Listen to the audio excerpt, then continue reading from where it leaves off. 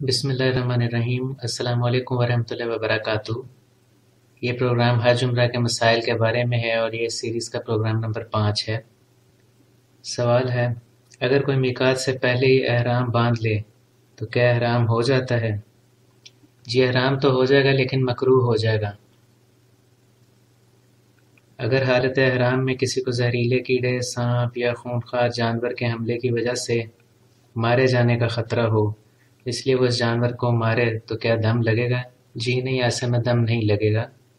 सवाल पूछ रहे हैं, क्या वकूफ़ अरफ़ात वज़ू में रहकर करना होता है? जी नहीं, वकूफ़ अरफ़ात के लिए वज़ू करना ज़रूरी नहीं है। कुछ लोग मुज़दलिफ़ा में रात नहीं गुजारते, क्या ये सही है? मुज़दलिफ़ा में रात गुजारना वाजिब है, लिहाजा जब आप मुज़दलिफ़ा जाएं तो वहाँ रात ज़रूर क़याम करें। अगर कोई शख्स जानबूझकर मुज़दलिफ़ा में क़याम नहीं करता, यानी उसे कोई मजबूरी भी नहीं है और बावजूद इसके वो मुज़दलिफ़ा में नहीं ठहरता, तो ऐसे में उसको फ़िदिया लाज़मी अदा करना होगा। अगर किसी शख्स को मालूम नहीं था कि मुज़दलिफ़ा में क़याम करना वाजिब है और फिर उसने क़याम नहीं किया, तो ऐसे में क्योंकि उसे मालूम नहीं था तो लिहाजा उसे सिर्फ फ़िदिया अदा करना होगा, उसे गुनाह नहीं होगा। अगर किसी शख्स को मजबूरी हो तो मुज़दलिफ़ा में फ़जर की नमाज़ अदा करके वहाँ से जा सकता है, ऐसे में उसे गुनाह नहीं होगा। अगर कोई शख्स ज़्यादा देर क़याम करता है, यानी दिन निकल आने तक मुज़दलिफ़ा में ठहरा रहता है, तो ऐसा करना सुन्नत है और मुस्तहब है, बाइस सवाब है। अगर किसी शख्स को रश की वजह से मुज़दलिफ़ा में क़याम की जगह ना मिले, कई लोग पूछते हैं कि मुज़दलिफ़ा में रश बहुत था लिहाजा हमें जगह ना मिल सकी, तो ऐसे में हमें गुनाह होगा? जी नहीं, ऐसे में आपको गुनाह नहीं होगा और ना आपको फ़िदिया अदा करना होगा। हमसे सवाल पूछ रहे हैं कि ये बताएं कि अगर वालिदैन नाबालिग बच्चों को हज करवाते हैं तो क्या उसका सवाब वालिदैन को भी मिलता है? जी बिल्कुल मिलता है। फिर हमसे सवाल पूछा जाता है कि ये बताएं कि मिना में मुज़दलिफ़ा की तरह सारी रात क़याम किया जाए, क्या ये ज़रूरी है? मिना में रात का ज़्यादा वक्त क़याम करना काफ़ी है, यानी ज़रूरी नहीं कि मिना में आपने सारी रात और दिन गुजारना है, लेकिन अगर आप मुकम्मल रात और दिन गुजारते हैं मिना में तो वो बाइस सवाब है। अगर कोई शख्स किसी इंतहाई मजबूरी की वजह से मिना में ज़्यादा देर क़याम नहीं कर सकता और वहाँ से जल्दी रुखसत हो जाता है, तो ऐसे में लाज़मी नहीं कि वो फ़िदिया अदा करे।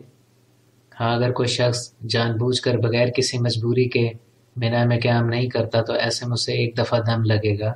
हमसे सवाल पूछा जा रहा है हजर अस्वद के बारे में। कहते हैं कि ये बताएं कि हजर अस्वद का बोसा बगैर हज उम्रा अदा करते हुए ले सकते हैं? यानी कोई शख्स गया, उसने हज उम्रा अदा नहीं करना, तो क्या वो हजर अस्वद का बोसा ले सकता है? जी नहीं, ऐसा करना नाजायज़ है। हजर अस्वद का बोसा लेना तवाफ़ के दौरान जायज़ और मसनून है। सवाल है, हालत एहराम में खुशबू वाला टिशू इस्तेमाल कर सकते हैं? जी नहीं, हालत एहराम में खुशबू वाला टिशू इस्तेमाल करना नाजायज़ है, ऐसे में दम लग जाता है। सवाल है, क्या उम्रा का एहराम हदूद हरम के अंदर से बांध सकते हैं? जी नहीं, उम्रा का एहराम आपने हदूद हरम के बाहर से बांधना है। सवाल पूछते हैं कि ये बताएं कि हर उम्रा अदा करने के बाद सर मंडवाना पड़ता है या एक दफ़ा मंडवा लिया तो बाकी की उम्रा में नहीं मंडवाना?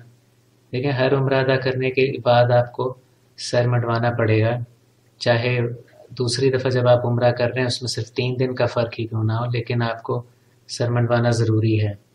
सवाल पूछा जा रहा है कि ये बताएं कि क्या हालत एहराम में निस्वार या सिगरेट पी सकते हैं, पान खा सकते हैं? निस्वार सिगरेट वगैरह का इस्तेमाल हराम है।